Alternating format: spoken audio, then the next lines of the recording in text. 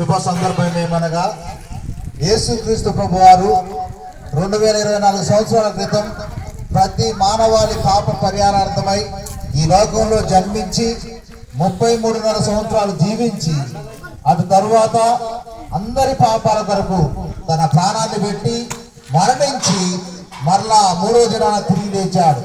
ప్రతి మానవుణ్ణి మరణం అనేది గెలుస్తుంది. ప్రతి మానవుడు ప్రతి దాంట్లో విజయం సాధించవచ్చు, కానీ ఒక రోజున మరణం కింద ఓడిపోతున్నారు.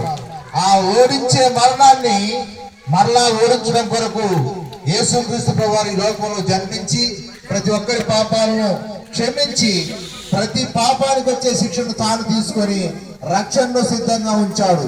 అట్టి రక్షణ నీకు ఉచితంగానే దొరుకుతుంది కనుక నువ్వు చేయవలసిన చిన్న పని ఏంటంటే, యేసు ప్రభువా నేను పాపిని, నన్ను క్షమించు, నీ రాజ్యవాసుడుగా చెయ్యి, ఆ మోక్ష రాజ్యం నాకు, ఈ పాప శాపం నుంచి నన్ను విడిపించని నువ్వు మనసులో అనుకున్నట్లయితే దేవుడు అట్టి రక్షణ భాగ్యాన్ని ఇస్తాడు. గనక ఏ భేదము లేదు, అందరూ పాపము చేసి దేవుడు అనుగ్రహించే మహిమను పొందలేకపోతున్నారు.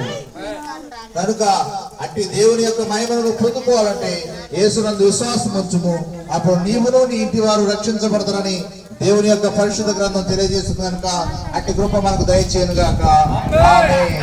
Happy happy Christmas, happy happy Christmas, merry merry Christmas, merry merry Christmas, happy happy Christmas.